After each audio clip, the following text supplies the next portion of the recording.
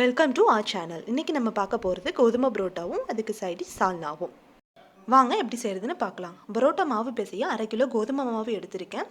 இது கூட 2 கரண்டி எண்ணெய் சேர்த்துக்கோங்க, 1 ஸ்பூன் சர்க்கரை சேர்த்துக்கோங்க, தேவையான அளவு உப்பு சேர்த்துக்கோங்க.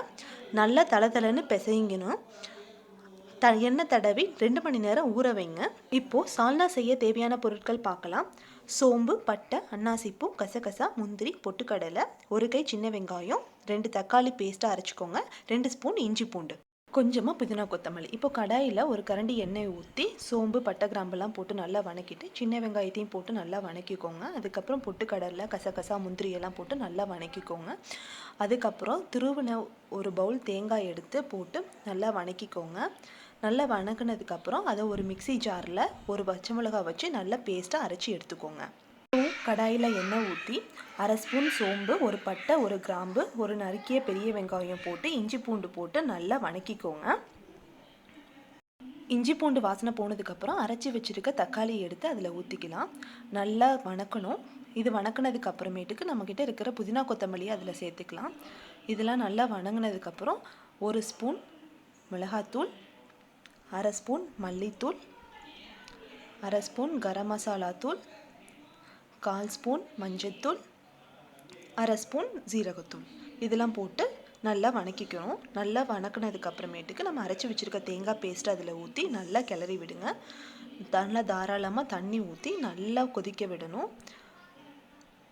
ஒரு 10 நிமிஷமாவது நல்லா கொதிக்கணும். தேவையான அளவு உப்பு சேர்த்துக்கோங்க. நல்லா கொதித்து எண்ணெயெல்லாம் பிரிஞ்சு வரும். So finally salna is ready. இப்போது பரோட்டாக்கு தேவையான மாவு சாஃப்டாக ஊறி நல்லா இருக்குது. இதை பார்ட்டிஷனாக பிரிச்சுக்கலாம். இதை சின்ன சின்ன உருண்டைகளாக நம்ம உருட்ட போகிறோம். பாருங்கள், இந்த உருண்டையில் மடிப்பு எதுவும் இருக்கக்கூடாது. அதனால் நல்லா உருண்டைகளாக உருட்டிக்கோங்க. இந்த மாவு எல்லாத்துக்குமே நம்ம உருண்டை உருட்டி ரெடி பண்ணி வச்சுக்கணும். பாருங்கள், மடிப்பு இல்லாமல் இந்த மாதிரி தான் உருண்டைகள் உருட்டணும். நம்ம பரோட்டாவுக்கு நம்ம செஞ்சு வச்சுருக்கிற உருண்டைகள் எடுத்து இப்போ தேய்க்க ஆரம்பிச்சிடலாம். நல்ல மெலிசாக கண்ணாடி மாதிரி தேய்ங்க. நல்லா எண்ணெய் தடவி நல்லா கண்ணாடி மாதிரி தேய்ச்சிட்டு இதை எடுத்து அப்படியே சுருட்டலாம்.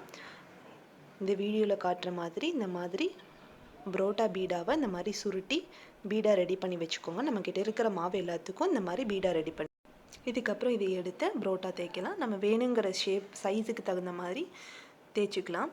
இதை எடுத்து இப்போது தோசைக்கல்லில் போட்டு சுட்டு எடுத்துடலாம். மொத்தமாக வேணும்னா கொஞ்சம் மொத்தமாகவே தேய்ச்சிக்கோங்க. பாருங்கள், இந்த மாதிரி 2 3 நிறைய போட்டதுக்கப்புறம் சூடாக இருக்கும் போது இந்த மாதிரி நல்லா பரோட்டாவை தட்டிக்கணும். பாருங்கள், சாஃப்டான கோதுமை பரோட்டா நமக்கு ரெடி ஆகிடுச்சு. சாஃப்டான கோதுமை பரோட்டாவையும் சால்னாவையும் நீங்கள் வீட்டில் ட்ரை பண்ணி பார்த்துட்டு எப்படி இருந்தது எனக்கு சொல்லுங்கள். தேங்க்யூ.